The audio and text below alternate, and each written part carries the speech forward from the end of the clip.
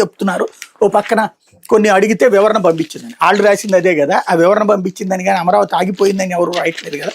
కాకపోతే వీళ్ళు వక్రీకరించి రాసేటటువంటి దాన్ని ఎదురోళ్ళ మీద అదే కాన్సెప్ట్లో నెట్టుకొస్తారు. అట్లాగే ఏపీలో కూటమి బేస్ అని మోడీ అన్నారు అన్నటువంటిది. ఇక్కడ బేసిక్ సమస్యల్లో ఏంటంటే మోడీ వచ్చి ఖండించరు, ఆంధ్ర బీజేపీ దాని మీద నోరు మీద ఎట్లాగో, కాబట్టి వీళ్ళ దోవన వీళ్ళు రాసుకొచ్చేస్తారు. అయితే 20,000 కోట్లు అంటూ పెట్టుబడి ప్రతిపాదనల క్యాబినెట్ ఓకే, 1,00,000 మందికి ప్రత్యక్ష పరోక్ష ఉపాధి, క్వాంటమ్ ఐటీ ఎలక్ట్రానిక్స్ రంగాల్లో మరో 1,420 కోట్ల పెట్టుబడి అన్నటువంటిది హైలైట్ చేశారు. అయితే పెండింగ్ పెద్దన్న అంటూ ఫైళ్ల పరిష్కారంలో రెవెన్యూ నత్తండక, రెవెన్యూ శాఖ రాష్ట్రంలో సాగు భూములు స్థిరచరాస్తులు ఉన్న ప్రజలతో ప్రత్యక్ష సంబంధం ఉన్న అత్యవసర శాఖ ఇది.